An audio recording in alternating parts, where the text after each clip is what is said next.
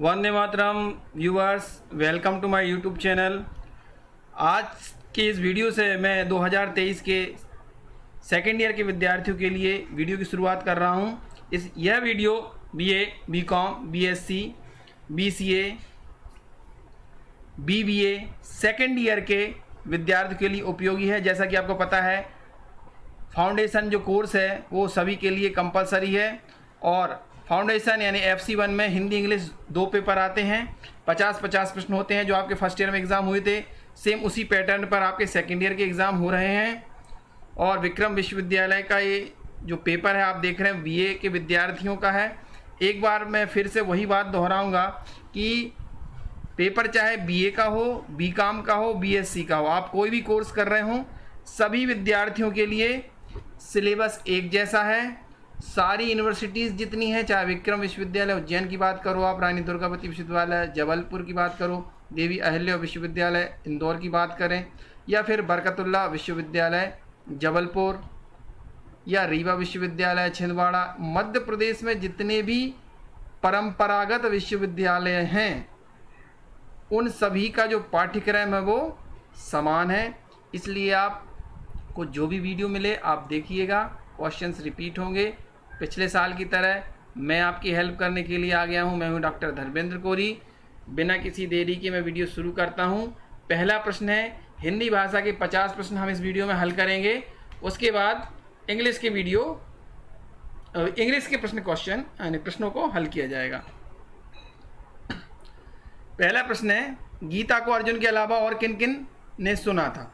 तो आपको पता है महाभारत में धृतराष्ट्र को महाभारत का सीधा प्रसारण यानी आंखों देखा हाल बताने के लिए संजय को लाया गया था। संजय को ये शक्ति थी कि वह दिव्य दृष्टि के द्वारा महाभारत में कुरुक्षेत्र के अंतर्गत क्या हो रहा है युद्ध में वो धृतराष्ट्र को सुनाता था।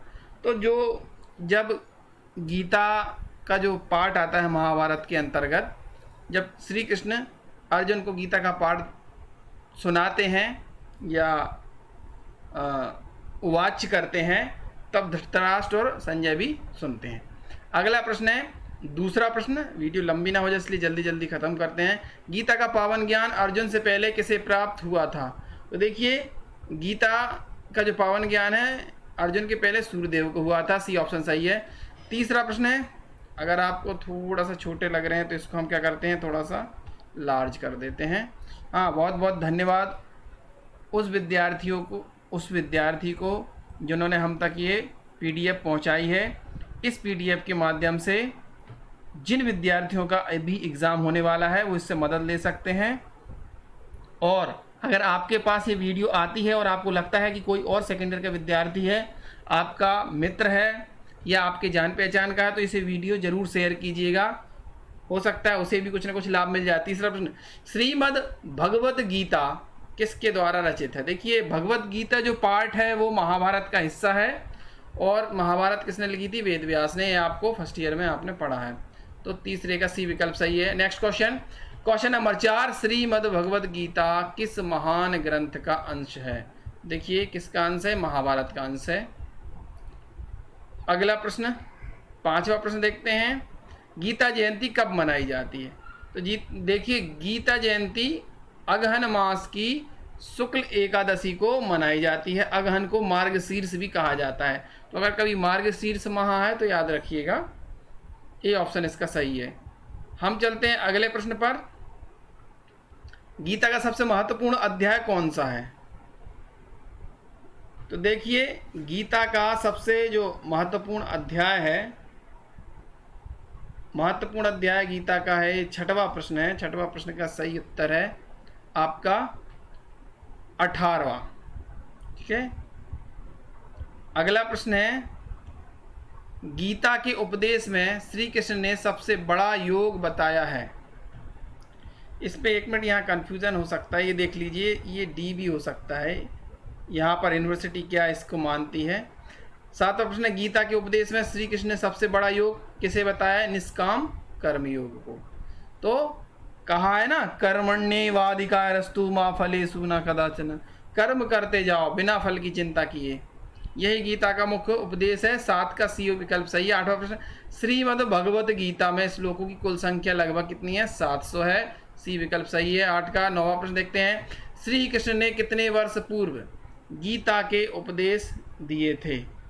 देखिए, जो गीता के उपदेश दिए थे वो कितने वर्ष पूर्व दिए थे, ऐसा लगभग ये प्रश्न आया है, तो इसका डी आंसर एकदम सही है।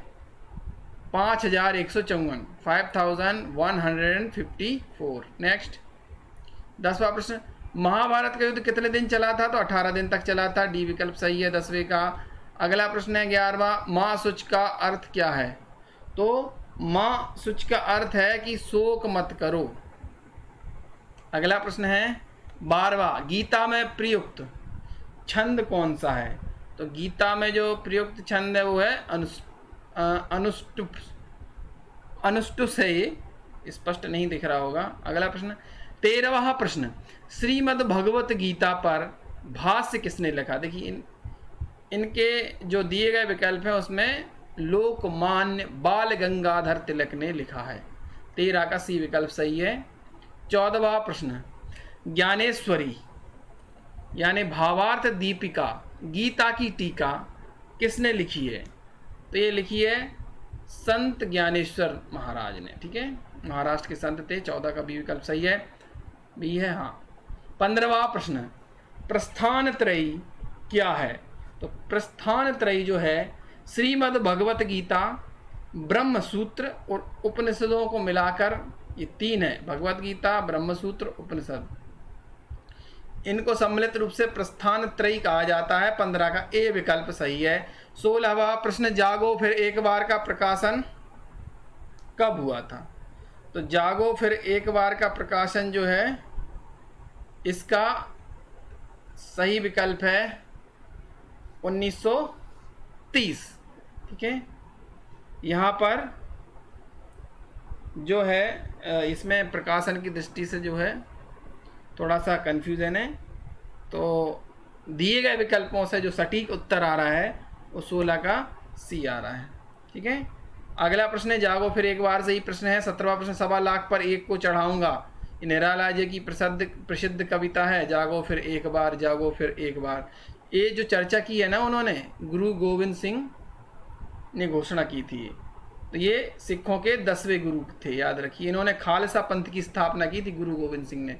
17 का सी विकल्प सही है। 18वां प्रश्न, मृत्युंजय व्योम वेश के समान में मृत्युंजय किसे कहा गया है? तो ये भगवान शिव को कहा गया है। महामृत्युंजय जाप भी होता है महाकालेश्वर में या जहाँ भी शिवालय होता है। 18 का सी विकल्प सही है। 19वां प्रश्न, जब मोहन खा रहा था तब घर में कौन प्रवेश करता है? तो उसके पिताजी थे मुंशी चंद्रिका जी, वो प्रवेश करते हैं। 19 का डी विकल्प सही है। 20वां प्रश्न, महादेवी वर्मा खालिस्तान काव्य पाठशाला की प्रमुख कवयित्री थी। तो छायावादी काव्य पाठ की थी, काव्यशाला की। ठीक है, तो ए विकल्प सही है। 21वां प्रश्न, महादेवी को कौन सा पुरस्कार प्राप्त हुआ था? देखिए, उन्हें साहित्य अकादमी पुरस्कार भी प्राप्त हुआ था, उन्हें भारतीय ज्ञानपीठ पुरस्कार भी प्राप्त हुआ था, उन्हें पद्म भूषण और पद्म विभूषण भी प्राप्त हुआ था। इसमें ये वाला विकल्प सही आएगा, भारत भारती नहीं मिला था। 21 का डी विकल्प सही है। 22वें प्रश्न पर चलते हैं। नाखून किसका प्रतीक है? आचार्य हजारी प्रसाद द्विवेदी जी का जो आपके सिलेबस में ललित निबंध है, नाखून क्यों बढ़ते हैं, उससे ये प्रश्न है। तो उनके अनुसार नाखून जो है पाशविकता का यानी पशुता का प्रतीक है। 23वां प्रश्न, सहजात वृत्तियाँ किसे कहते हैं? सहजात जो वृत्तियाँ होती हैं वो किसे कहा जाता है? 23 का बी विकल्प है, अनजान स्मृतियों को। अगला प्रश्न 24वां प्रश्न, नाखून क्यों बढ़ते हैं गद्य की कौन सी विधा है? तो ये ललित निबंध है, याद रखिएगा। 25वां प्रश्न, हजारी प्रसाद द्विवेदी जी को उनकी रचना आलोक पर्व पर कौन सा पुरस्कार प्राप्त हुआ था? तो देखिए 25 का डी विकल्प सही है, उन्हें साहित्य अकादमी पुरस्कार प्राप्त हुआ था और ये उन्हें 1973 में दिया गया था। 26वां प्रश्न, नखधर मनुष्य किस पर भरोसा करके आगे की ओर चल पड़ा है? तो नख यानी नाखून, धर यानी धारण करने वाला, यानी जिन मनुष्य के नाखून हैं वो नखधर मनुष्य जो है एटम बम के भरोसे आगे बढ़ चला है। अब लोक साहित्य और लोक नृत्य जो है मध्य प्रदेश की लोक कलाओं पर आधारित प्रश्न है। स्वरयति क्या है? 27 का ए विकल्प सही है। ये भित्ति चित्र है। भित्ति यानी होता है दीवाल, दीवाल पर ये चित्र बनाया जाता है। दीपावली के समय बुंदेलखंड का है, याद रखिएगा। अगला प्रश्न देखते हैं, 28वां प्रश्न, भारतीय शास्त्रीय संगीत का खालिस्तान घराना आमिर खान द्वारा स्थापित किया गया। उस्ताद आमिर खान के जो पिता थे होलकर दरबार में थे, और होलकर जो है इंदौर से प्रसिद्ध है, होलकर स्टेडियम भी है इंदौर में। बी विकल्प सही है 28 का। 29वां प्रश्न, मध्य प्रदेश में कालिदास अकादमी कहाँ स्थित है? तो मध्य प्रदेश में जो कालिदास अकादमी है वो उज्जैन में स्थित है। कालिदास का उज्जैनी से बहुत घनिष्ठ संबंध रहा है। 30वां प्रश्न, सैरा नृत्य किस क्षेत्र में प्रचलित है? सैरा एक गीत भी होता है, याद रखिएगा, और ये कहाँ पर प्रसिद्ध है? ये बुंदेलखंड में प्रसिद्ध है, याद रखिएगा। सी विकल्प सही है। 31वां प्रश्न, हीड़ गायन शैली किस प्रकार की होती है? हीड़ गायन में क्या होता है? पुरुष ही पुरुष होते हैं ज़्यादातर, और ये सामूहिक शैली का गायन है, मिलकर गाया जाता है। सी विकल्प सही है। 32वां प्रश्न, मटकी नृत्य का प्रचलन किस क्षेत्र में है? तो जो मटकी जो प्रसिद्ध है वो मालवा में प्रसिद्ध है। बी विकल्प इसका सही है। 33वां प्रश्न, कांसा धातु से बनी बटलोही जो पात्र है वो किस जिले में बनाई जाती है? तो ये सतना में बनाई जाती है। बी विकल्प सही है, 33 का बी। अगला प्रश्न, 34वां प्रश्न, निम्नलिखित में से कौन सा जिला काष्ठ कलाकृतियों के लिए प्रसिद्ध है? तो धार झाबुआ प्रसिद्ध है, धार दिया है विकल्प में। 34 का सी विकल्प यानी 34 का सी विकल्प सही है। क्वेश्चन नंबर 35, भारत भवन का निर्माण कब किया गया था? तो भारत भवन का निर्माण 13 फरवरी 1982, ठीक है। तो 1982 वर्ष है इसमें। बी विकल्प सही है। अगला प्रश्न है, मध्य प्रदेश कला परिषद कहाँ स्थित है? तो मध्य प्रदेश कला परिषद जो है भोपाल में स्थित है, और ये जो है इसकी स्थापना 1952 यानी 1952 में की गई थी। 37वां प्रश्न, जन उता क्या होता है? जन उता जो है वो पहेली होता है, जन उता। सी विकल्प सही है। 38वां प्रश्न, मालवी लोक साहित्य को कितने भागों में बांटा है? तो ये 5 भागों में बांटा गया है मालवी लोक साहित्य को, ठीक है। अगला प्रश्न देखते हैं, क्वेश्चन नंबर 39, 39वां प्रश्न, देव देव आलसी पुकारा लोकोक्ति में देव शब्द का सही अर्थ है? देव का अर्थ ईश्वर है। यहाँ पर क्या है आपका ए विकल्प सही है। क्वेश्चन नंबर 40 देखते हैं, अरण्य चंद्रिका। अरण्य यानी होता है जंगल, चंद्रिका यानी चंद्रमा के समान सुंदर, या चांदनी भी होता है उसका अर्थ। तो मुहावरे का भावार्थ बताना है, तो इस मुहावरे का जो सटीक अर्थ है वो निष्प्रयोजन पदार्थ है, ठीक है। 40 का सी विकल्प सही है। देखिए विद्यार्थी, जितना भी आपको संधि फर्स्ट ईयर में है, सेकेंड ईयर में समास है, मुहावरे, ये सभी आप अगर जो कॉम्पिटिटिव एग्ज़ाम होगी, पुलिस है, जीडी है और सब इंस्पेक्टर की एग्ज़ाम होगी, या मध्य प्रदेश में जितनी भी परीक्षाएं होती हैं उनमें प्रश्न पूछे जाते हैं, तो ऐसे प्रश्नों को आप याद रखिएगा, आपका बेस मजबूत होगा, आगे प्रतियोगी परीक्षाओं के लिए काम आएगा। अगला प्रश्न है 41वां प्रश्न, समाहार द्वंद्व समास का उदाहरण है।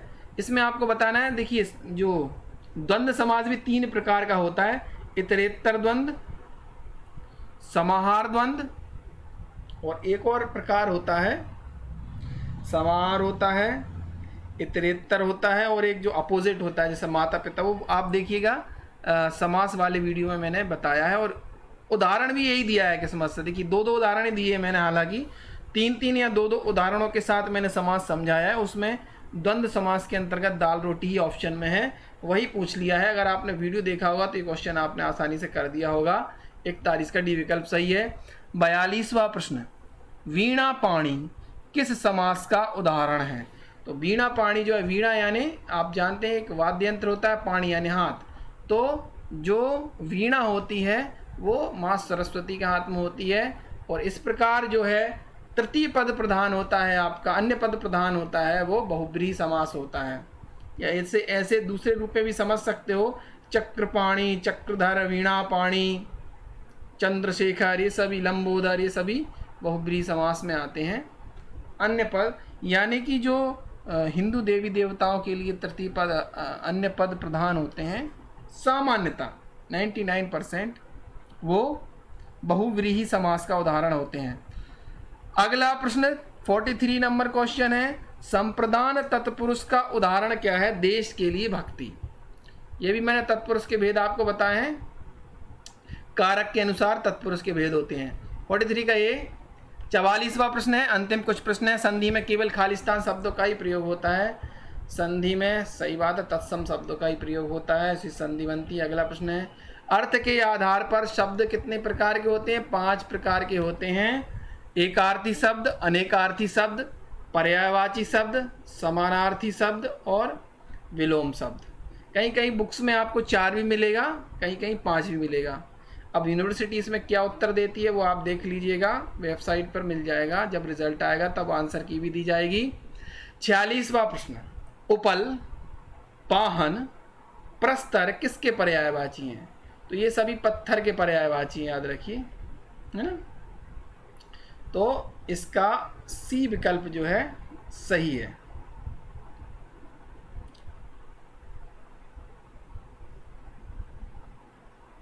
अगला है 47, आही, पन्नग, ब्याल।